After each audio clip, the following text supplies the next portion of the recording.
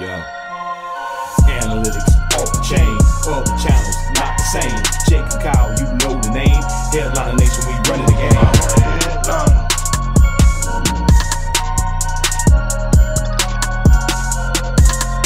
I'm a headliner.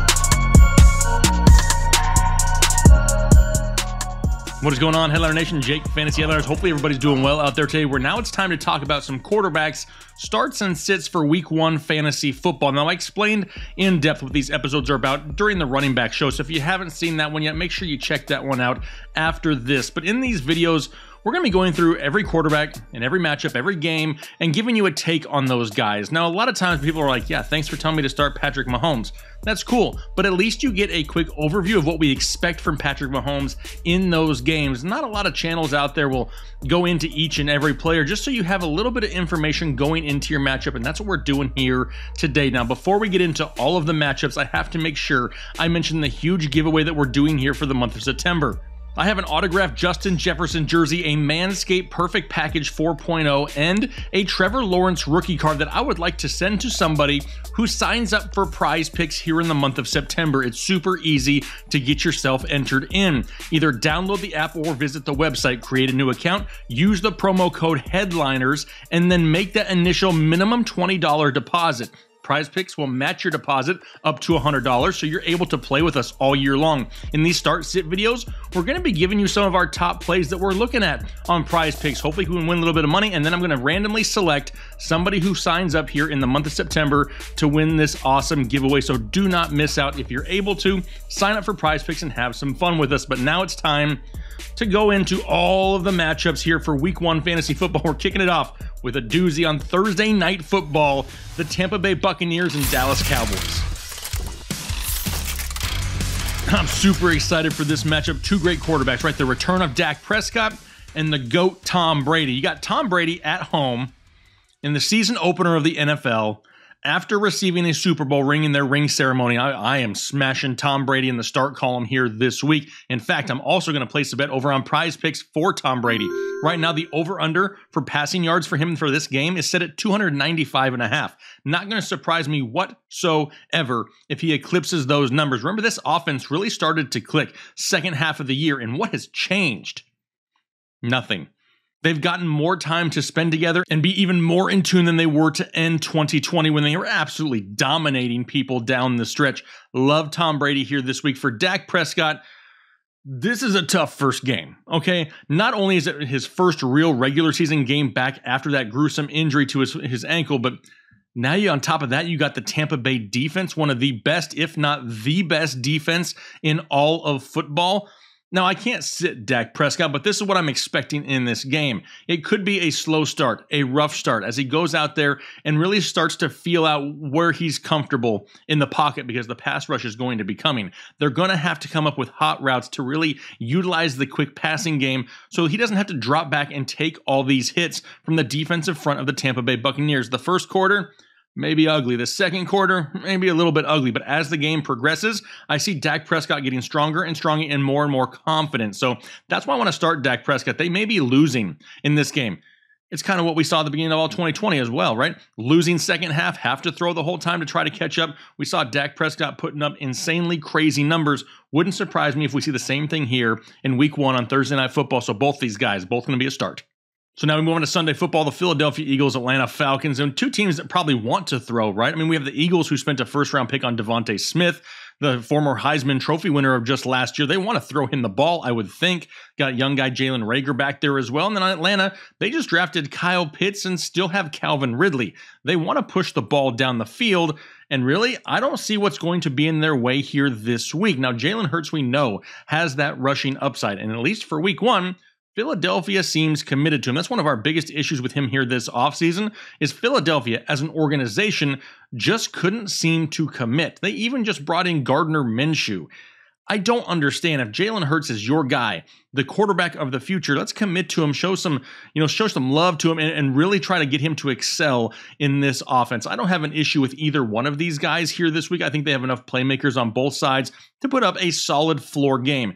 Do I see a huge ceiling game from either one of these guys? No, I don't see one of those huge games, but a solid floor, and I have no issue starting either one of these guys. Matt Ryan, how does he respond without Julio Jones? He's probably going to force feed the ball a lot to Calvin Ridley, but now with a new red zone weapon there with Kyle Pitts, I don't hate it. Plus, you got Mike Davis in the backfield, capable of catching check down passes. I see an overall solid day for both these quarterbacks. No issue starting either one of them. On to Pittsburgh and Buffalo, and you don't ever sit Josh Allen. I don't care who he's playing. Sure, difficult matchup against the Pittsburgh Steelers, but there's a chance they don't have TJ Watt, which only makes things easier, and Josh Allen's just elite. You don't sit the guy. In their last meeting in the regular season last year, Josh Allen put up 238 passing yards, 2 touchdowns, and 1 interception. Not a huge game, but a solid game. And I expect a lot of the same here to kick off the 2021 season. He's got too many weapons to contain, right? You got Stephon Diggs, Emmanuel Sanders, Cole Beasley, Gabriel Davis. Weapons. Dangerous weapons out there for Josh Allen, and he has done nothing but steadily progress in his game over the last 2 years. This guy could put up some monster numbers once again. An obvious start here, regardless of the matchup. Now for the Steelers and Big Ben, I'm worried about this offense. Not that it's not going to be good. I'm not saying, calm down, Steeler Nation. I'm not saying they're not going to be good. I just don't know what the identity is going to be this year. Are they going to be the type of offense that Ben drops back and throws 50 times a game to Claypool and Deontay Johnson and Juju Smith-Schuster?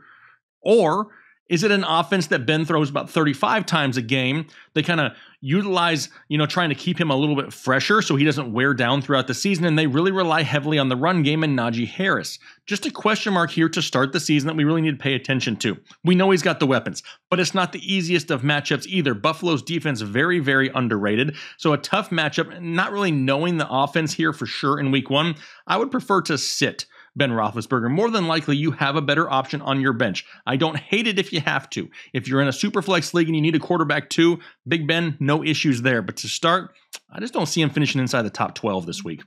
On to Minnesota and Cincinnati, you got 2 quarterbacks with a bunch of talent around them, right? For Kirk Cousins, we know about Adam Thielen and Justin Jefferson. Plus, you got Dalvin Cook in the backfield. That's not a bad guy to have in the backfield to take some of the pressure off of your passing game. Plus, he's somebody who's very capable in the passing game. So he's really a benefit here to Kirk Cousins. And just like usual, Kirk Cousins is not the sexy name. Nobody wants to start Kirk Cousins. He really gives you gray hair for like the first half of the game. He goes into halftime with like 100 passing yards and no touchdowns, and then somehow ends the game with 287 yards and 3 touchdowns. It happens consistently with Kirk Cousins, and for that reason, even though he may not be the safest guy on a week-to-week basis, he does have a good mixture of a safe floor with a potential high ceiling. I have no issue starting Kirk Cousins this week against the Cincinnati Bengals, which is not a bad matchup. Now for the Bengals and Joe Burrow, can they keep Burrow upright? Can the pass rush of Minnesota be contained long enough to let routes develop down the field and really help Joe Burrow move the ball down the field to T. Higgins, Jamar Chase, and Tyler Boyd? He does have Joe Mixon in the backfield as well to take off some of that pressure. I do expect them to try to run the ball early. But it's just one of those things where I see a lot of shootout here, end of game potential, because both these teams have quarterbacks that have such great talent around them that they're going to be utilized more times than not. The Bengals would not have drafted Jamar Chase if they weren't planning to throw the ball a lot. Plus, their defense isn't that great, and it's going to force them to have to play catch up more times than not. I have no issue starting either Kirk Cousins or Joe Burrow this week.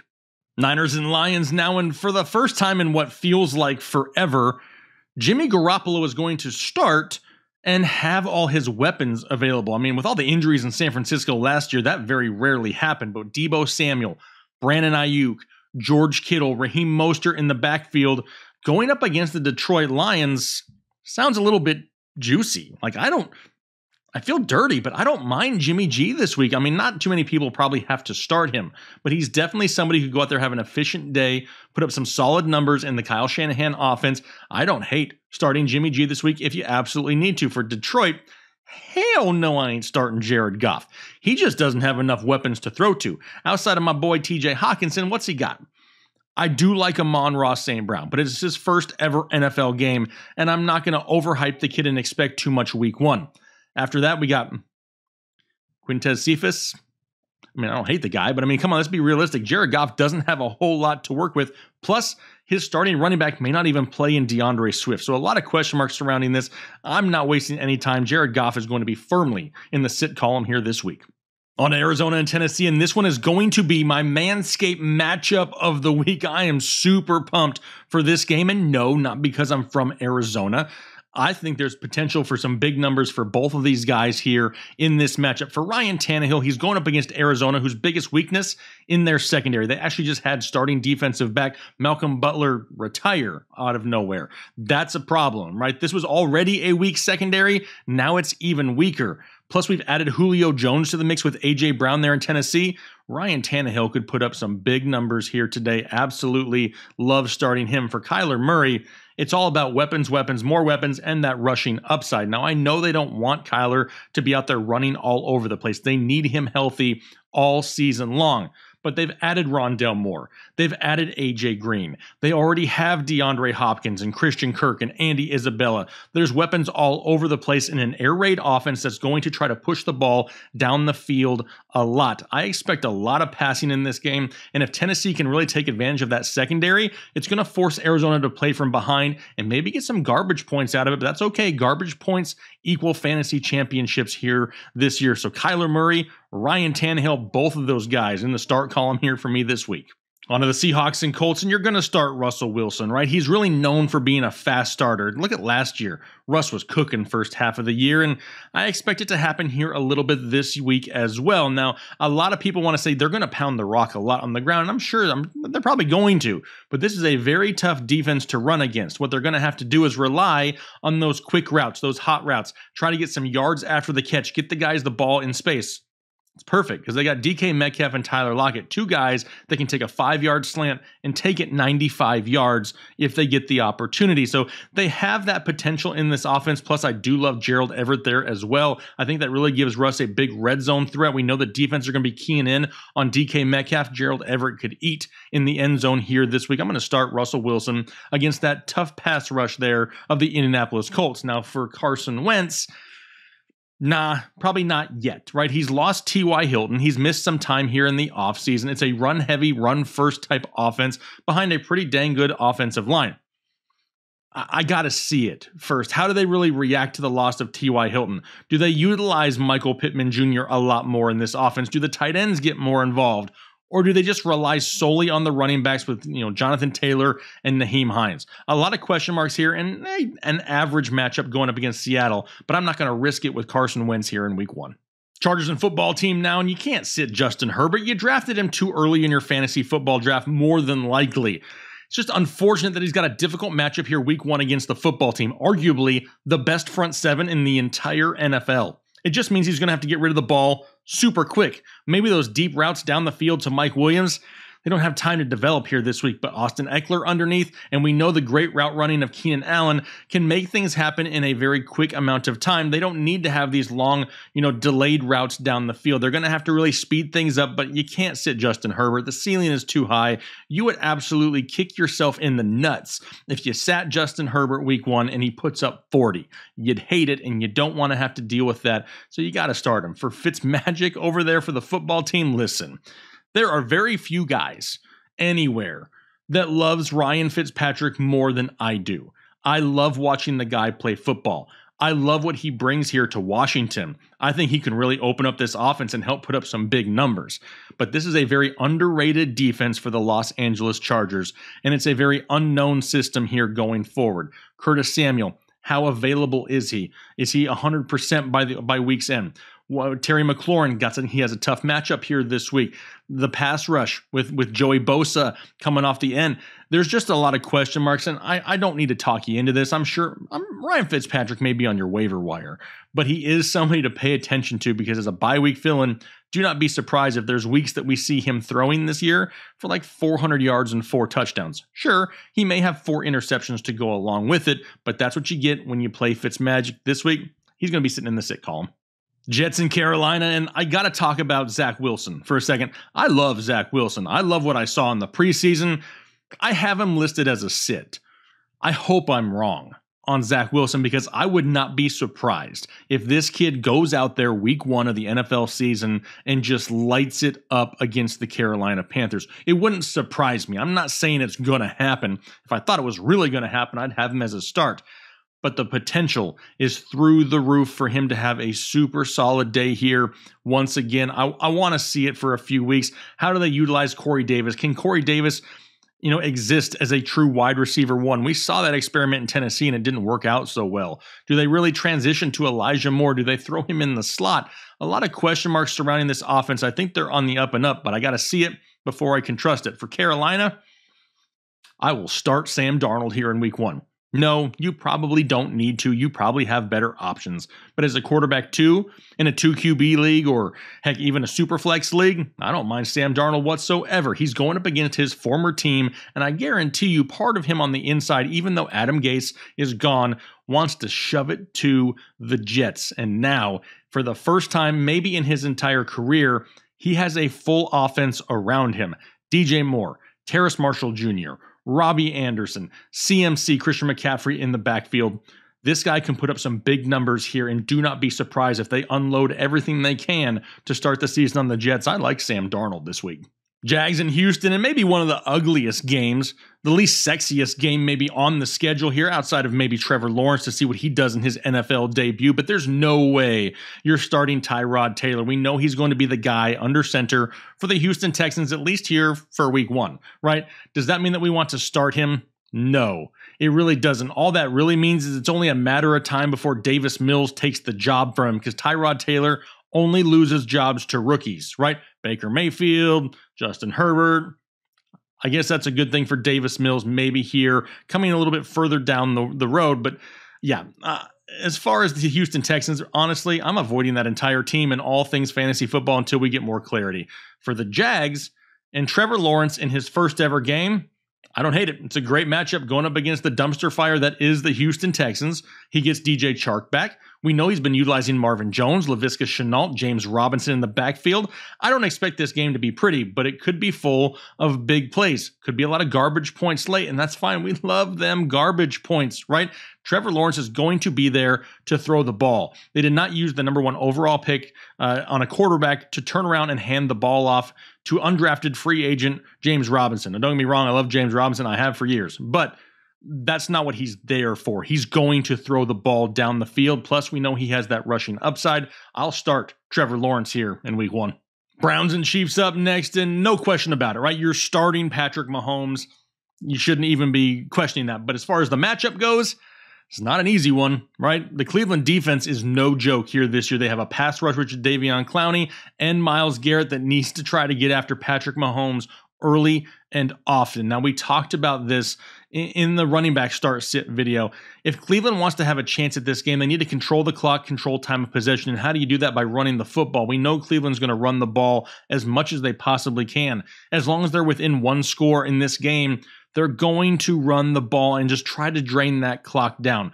For that reason, I'm not overly high on Baker Mayfield. However, you have to realize that when that defense has to come in to try to stop the run, it's going to open up things over the top for Odell Beckham and Jarvis Landry, maybe even a tight end there. Maybe it's Austin Hooper for the Cleveland Browns. Maybe Nick Chubb can take a screen pass, or Kareem Hunt for that matter, and really help boost the floor of Baker Mayfield. I don't hate Baker Mayfield this week for a floor play. Yes, I said floor play. As a quarterback too, I think he has that safe potential in a game in which they may be trailing. And if they fall behind by more than 7 points, they're going to have to start throwing more often. And that's kind of where I see it happening.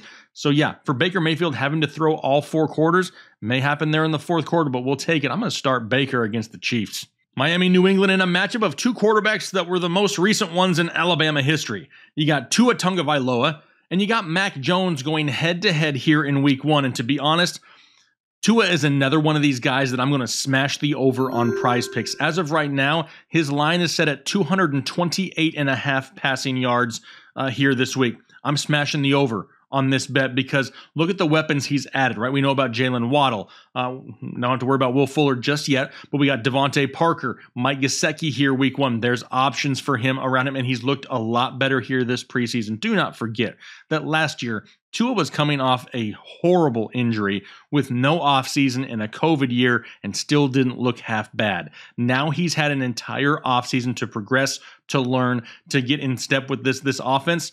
The guy is going to surprise some people here this week going up against the New England Patriots who know they don't have Stephon Gilmore this week either. So I like Tua a lot. He's going to be a start for me. For Mac Jones, he's got a bunch of wide receiver threes and a couple tight ends. Now, I'm not knocking the entire receiving core. They have talent in New England, but they got no alpha.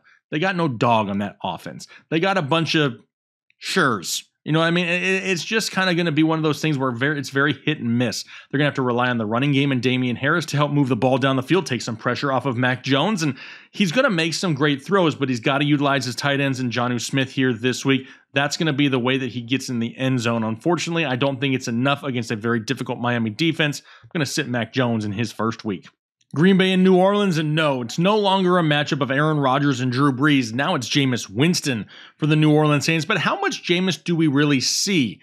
It was an open quarterback competition there between him and Taysom Hill, and at times over the past few years, we've seen Hall of Fame quarterback Drew Brees be taken out of the game at times for Taysom Hill.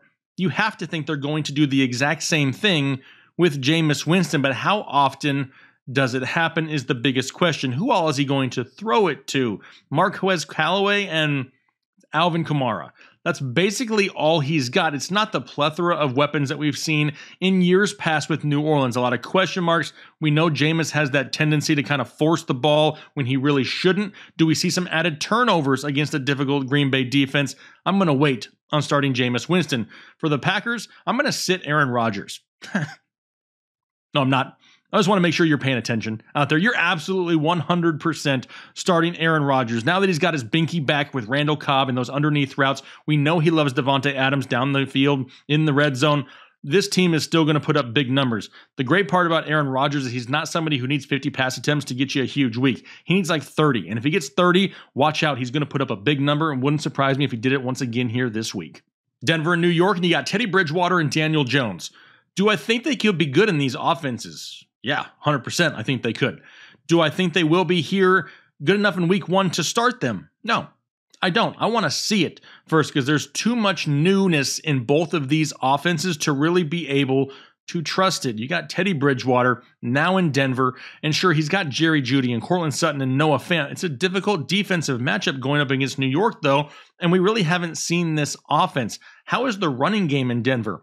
Is Melvin Gordon hampered by that groin injury? Does rookie Javonte Williams struggle at all? There's just a lot of question marks. For Daniel Jones, he's got no more excuses.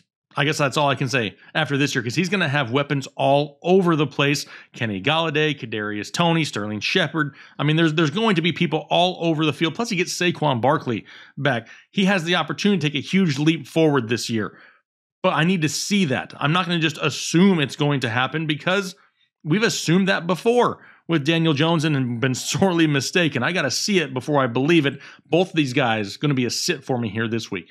Bears and Rams, and I really wish I was talking about Justin Fields starting this game. What, Taylor? You think it's on purpose?